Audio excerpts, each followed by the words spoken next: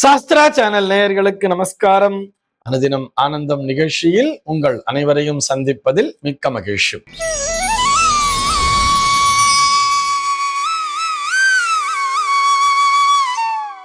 இன்று 15/7/2026 இந்த நாள் குறித்து பஞ்சாங்கம் என்ன சொல்றதுன்னு பார்க்கலாம் வாங்கும்.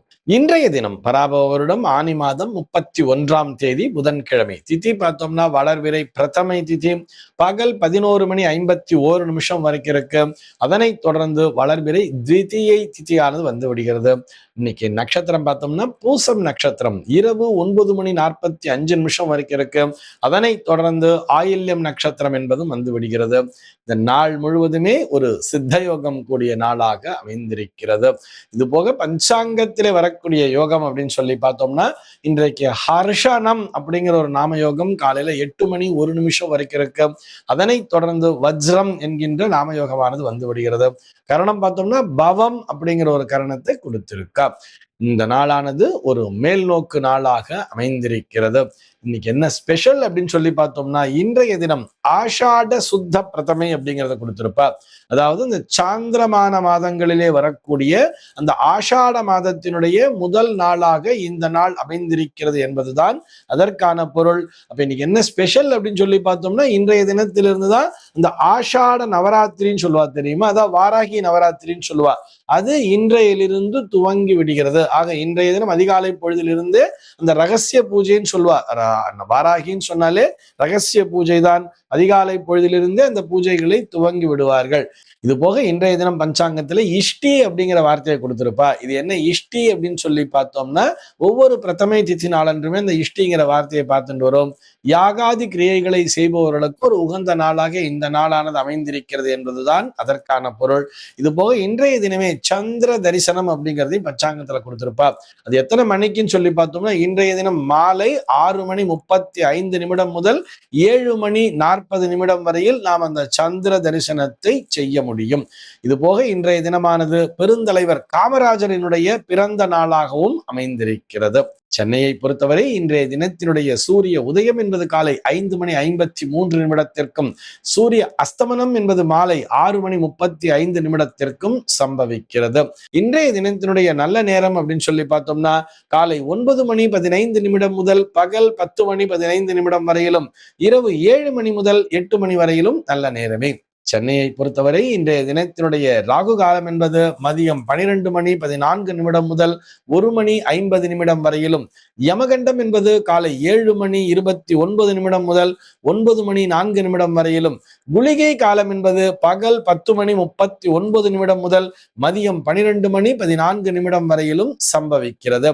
தினாந்தம் பார்த்தோம்னா இன்றைய தினம் இரவு 1:39 கொடுத்திருக்கா. சூலம் பார்த்தோம்னா இன்றைக்கு வடக்கே சூலம் மதியம் 12:40 வரையில் இந்த சூல தோஷம் என்பது உண்டு. அதற்குரிய பரிகாரமாக பால் அருந்திவிட்டு வடக்கு திசையை நோக்கி பயணிக்கலாம் அப்படிங்கிறதையும் சொல்லி இருப்பார். இன்றைய தினத்தினுடைய ஆன்மீக தகவலாக, இதை ஆன்மீக தகவல் சொல்றதை விட ஜோதிட தகவல் அப்படின்னு தான் சொல்லணும். லக்ஷ்மண் குமார் அப்படிங்கிற ஒரு நேயர் கேள்வி கேட்டிருக்கார்.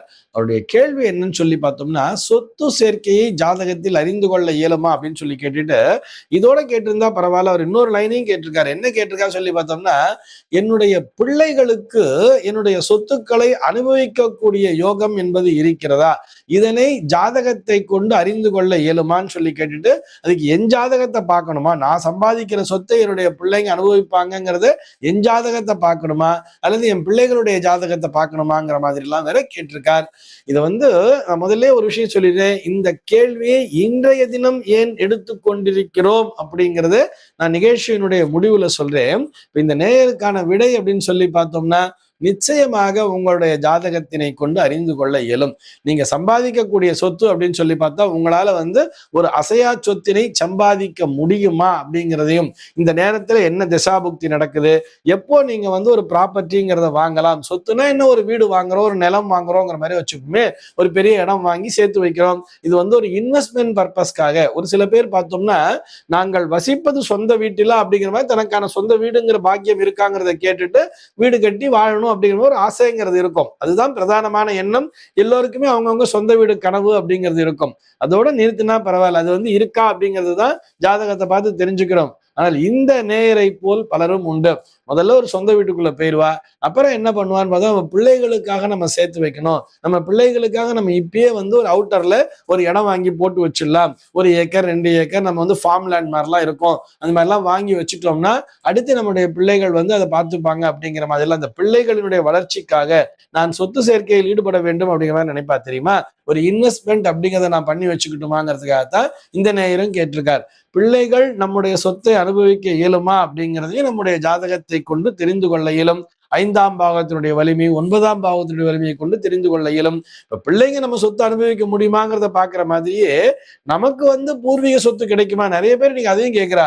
நமக்கு பூர்வீக சொத்து, பித்துரார்ஜி சொத்து, அப்பாவினுடைய சொத்து நமக்கு சேருமா, இல்ல அப்பாவுடைய அப்பா தாத்தா இருப்பார், அந்த தாத்தாவுடைய சொத்து நமக்கு வருமாங்கிறத கூட ஜாதகத்துல கேட்டு தெரிஞ்சுக்கிறவா நிறைய பேர் இருப்பா. இது அத்தனையுமே ஜாதகத்தினை கொண்டு அறிந்து கொள்ள இயலும். ஒரு சில பேருக்கு பரம்பரையில ஒண்ணுமே இருக்காது, ஒரு சில பேருக்கு பரம்பரைங்கிறது நம்ம பரம்பரையில தான் யாரும் சம்பாரிச்சு வைக்கல, நம்மளாச்சும் நம்ம பிள்ளைக்கு சம்பாரிச்சு வைக்கணும்னு நினைச்சுண்டு அதிகப்படியாக உழைப்பவர்களும் இருப்பார்கள். ஆனால் என்ன மிஸ் பண்ணுவான்னு சொல்லி பார்த்தோம்னா, நிறைய உழைக்கணும் நிறைய சம்பாதிக்கணுங்கிறத நினைச்சுண்டு இன்னைக்கு இருக்கக்கூடிய மகிழ்ச்சியை அந்த எந்த பிள்ளைக்காக சொத்தினை சேர்த்து வைக்கிறோமோ அந்த பிள்ளை நல்லபடியாக ஒழுக்கமாக நடக்கிறானா, அவன் நல்லபடியாக படிக்கிறானாங்கிறதுல கவனம்ங்கிறது நம்ம மிஸ் பண்ணிடுறோம்ங்கிறதுக்காக சொல்றோம். பிள்ளைகளுக்கு வசதி வாய்ப்புகளை நாம் ஏற்படுத்தி தர வேண்டியதுதான், அது நம்முடைய கடமை. அதே நேரத்திலே அந்த பிள்ளை ஒழுக்க சீலனாக வளர்கிறானா என்பதையும் அவசியம் பார்க்க வேண்டும். பணத்தினுடைய அருமையை நிச்சயமாக பிள்ளைகளுக்கு சொல்லித்தர வேண்டும்ங்கிறதுக்காக சொல்றோம்.